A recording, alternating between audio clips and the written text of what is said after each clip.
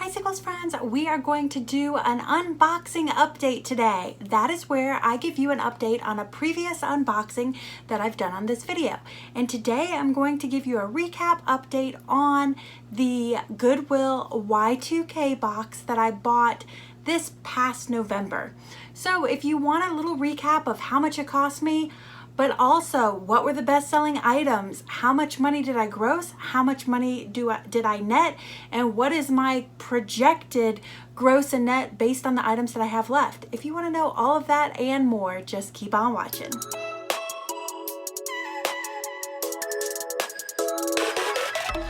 Hi Sickles friends, it is so wonderful to have you back here. Thank you so much for tuning in. And if you're new here, my name is Heather and I am a part-time reseller on Poshmark, eBay, and Etsy, and I use this YouTube channel to document my journey. As I said in the intro, today is one of my most favorite things to do, and that is an unboxing recap.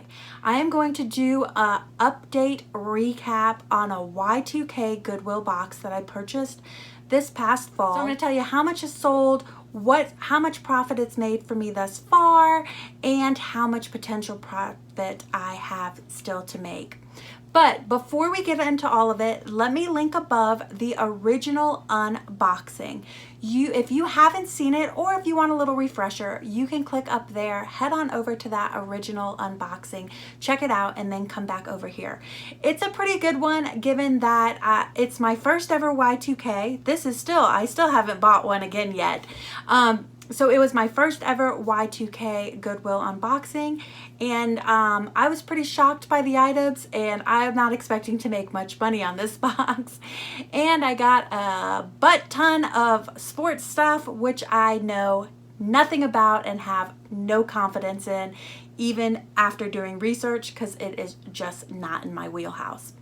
So as a refresher, let me go over some of the basics about this box. It's a Y2K box, which provides you with Y2K era items that can be streetwear, pop culture, and apparently sports, because that's what I got. I received 22 items and I ended up listing just 15 of them because the other items I didn't see any perceived value in, or they were too damaged to list, or all that jazz. This box cost me $49.99, and I also paid $5 in shipping, so total my buy-in price came out at $54.99. Given I listed just 15 items, that gives me an average cost of $3.67. Not too shabby for some higher end vintage, more than what I'd pay at the bins, more than what you'd pay out yard saling, but still likely for tops less than you would pay at Goodwill. This shipped from Lake Worth, Florida. I ordered it on November 22nd. It arrived on the 28th. Most all of the items were listed by mid-December. And if you watch that video, my projections were to gross $250 with maybe, but not really confident at all about grossing up to $450. So that was based on comps I've seen, and given it's not product that I've sold, I wasn't confident if the comps were accurate or what I was going to get. So a reluctant $450, a confident $250 in gross sales. So what sold? 8 of the 15 items have sold thus far, which is a 53.3% sell-through in about, I'll say 4.5 months. It's probably closer to 4, but let's just say 4.5 months. Because I don't really remember when all those items got listed. And I'm going to give my benefit of the benefit of the doubt and say it took me maybe a week or two to list them. So 53.3% sell-through thus far. 6 of the items sold on Poshmark, 2 of them sold on Etsy, and I'm shocked to say none of them sold on eBay, which is weird because my platforms are usually Poshmark, then eBay, and nothing really on Etsy, a little sprinkling here and there on Etsy. So I was excited to see that some of those items ended up helping me make Etsy sales. Of the 8 items that sold, 4 of them ended up netting me more than 20 bucks, which is my goal as a part-time reseller. I'm always trying to net 20 bucks to make it seem worthwhile the time and effort that I put into this. Let me tell you and show you pictures of the items that did sell and did sell for more than 20 bucks. First up is this 2000 vintage New York Yankees Adidas combo long sleeve tee. I ended up selling this on Etsy. Now, I do offer free shipping on Etsy, and I don't usually build it in. I kind of give it as an incentive discount to get some Etsy sales, thinking that once I get some sales, I'll start adjusting my price a little bit differently. So I ended up selling this one for $30, and I netted $20.88 after cost of goods and after paying for my shipping fees. Next up was an item that I had on my I bet you this one's going to make me some money list, and it is a Merch Direct band tee. Now, I know nothing about this band, but when researching it, I could not find anything similar, which led me to believe this was a rare tee. I listed it for $39, had a couple of offers, didn't take any, held out a little bit, and got a buyer who was willing to pay the full price of $39. After Poshmark fees and cost of goods, I netted $27.53. This is the item that has netted me the most money out of this box.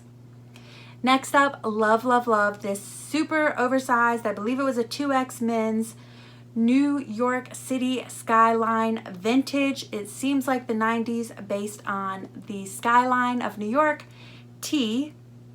Wasn't in the most fabulous condition, but quite unique. I ended up selling this one on Etsy again for $34, and after paying for the shipping and platform fees and cost of goods, I ended up netting $20.04. Again, to me, over 20 bucks for a t-shirt when I'm not in the vintage t-shirt gang and still have a lot to learn about it is not too shabby for me.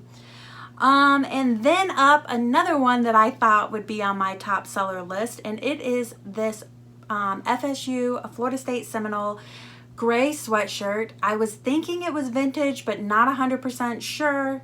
I marked it up at $49. I ended up getting a couple offers lower than that, so I took one at $35, which means I ended up netting $24.33. Still not shabby at all.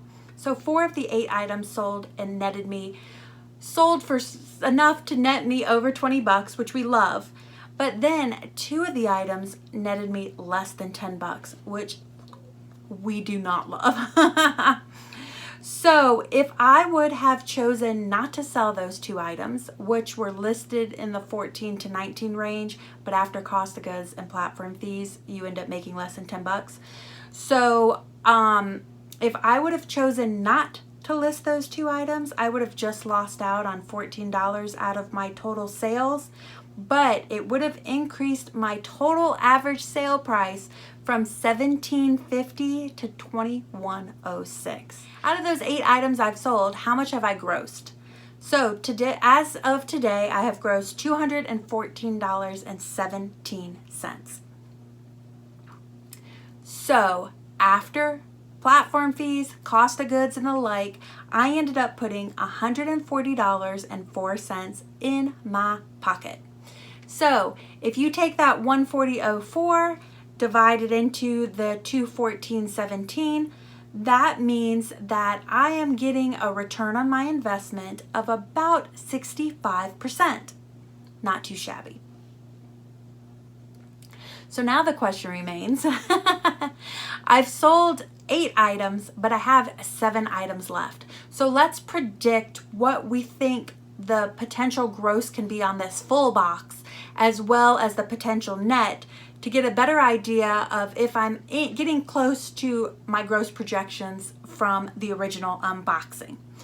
So of the 7 items I have left, they are at a cost range total retail between $113 and $183.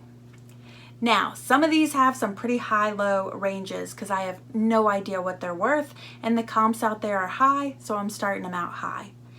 But some of them, like the vintage Playboy t-shirt or the vintage Playboy button-down shirt I was so excited about, was one of my top items in my original unboxing. I have that listed for $34, but I'm hoping to make at least $24. Well, I can't guarantee that I have, because I've gotten several lowball offers for $14, $12, $15, so I'm not sure if my price is too high on that. So I really don't know what I'm going to make on these remaining 7 items. But let's just assume that I make the low on all of them. So out of the 113 to 183, let's just assume that I make 113. Hopefully I make more than that, and that'd be a nice surprise. But let's err on the side of caution and just say we have the potential to gross another $113. So let's take that $113, add it to the $214.17 that we've already grossed, and we have the potential to gross on the low $327 on this box. I'm really kind of shocked by that and surprised, given that my projections came in at $250 to a very reluctant $450. I usually come in at the low, so I'd expect to come a little closer to the $250. So I'm kind of excited to come in at the $327. And if I end up making more than the low on the remaining pieces, I could make even more than that. Now we want to know, what is our potential net on this box? So we have the potential gross left over, still hoping to make at least $113. Well, we previously figured out with the items that sold that we end up taking home about 65% of our gross. So let's multiply 113 by 0.65, and we'll figure out that we have the potential to bring home another $73.45. So let's add that to our previous, what we've already netted, which was 140.04. So add that to 73.45, and we have a potential net of $213.49, which again is kind of crazy because the net is getting close to our gross projections, which usually doesn't happen for me. Now again, my projections came in lower because I'm not confident about what was in this box at all. So take that into consideration. But overall, I'm pretty excited about it. So the big question, and the whole reason why we do all these videos, is, was the box worth it? And hey Heather, would you buy it again? That's the real question. Would you buy it again? And I have to say, surprisingly, yes. Yes, I would. If I have the potential to net about $214 on about a $55 investment, that means I have the potential to net almost 4 times my investment. That to me is worth its while. On top of that, I've sold through more than 50% of this box in just 4 to 4.5 months. My typical sell through time period is a year long, and I take my first markdown at 9 months, and then I let it sit until it's at the 12-month mark, and then I put it back in the donation rotation and get it out of my sales inventory. Again, your business model may be different, but I have a very, very small space. I like turning items quickly. It makes the business more exciting for me. So because of those two things, that is why I roll that way. But it's pretty interesting to me to know that I'm making predictions on what's left over when I'm only at the 4.5 month mark. I still have 5 more months to try to sell that at regular price. So I have the potential to make more than that 113. I think I might on the remaining pieces, which means I have the potential to make even more money on this box, and I'm already happy with where I'm coming in at. So I would definitely try this again.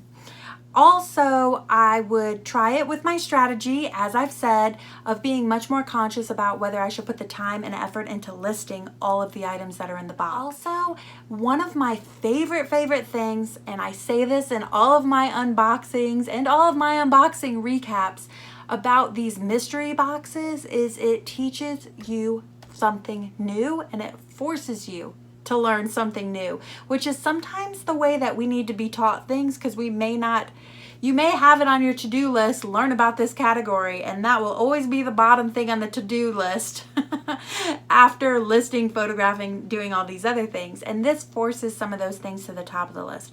I am not a sports person. I do not look in the sports area. If I see sports clothing, hats, items, golf clubs, baseball gloves, anything sports related, I don't even look at it. I just keep walking. And I find it very interesting because two of the items that I ended up selling were sports items.